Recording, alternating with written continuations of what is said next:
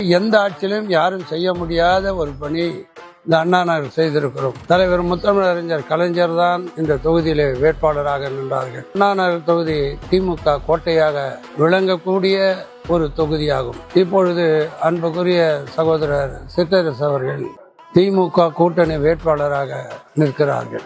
அண்ணா நகர் தொகுதியில் எடுத்துக்கொண்டால் எல்லா இடத்திலையும் மழைநீர் கால்வா கொண்டு வந்திருக்கிறோம். அதே போல பாலங்கள் கொண்டு வந்திருக்கிறோம். பள்ளி கட்டிடங்கள் நிறைய கட்டி கொடுத்திருக்கிறோம். நிறைய பேருக்கு தனிப்பட்ட முறையில் உதவி பண்ணியிருக்கோம். இப்படி நிறைய அண்ணா நகரில் செய்யப்பட்டிருக்கு. இன்றுக்குரிய சிற்றரசு நின்று இருக்கிறார் என்று சொன்னால் ஏறத்தாழ நாம் இந்த தேர்தலில் அவர் ஒரு 50,000 வாக்கு வித்தியாசத்தில் வெற்றி பெறுகின்ற அந்த சூழ்நிலை கண்டிப்பாக நாங்கள் கொண்டு வருவோம். அவரை வெற்றி பெற செய்வோம்.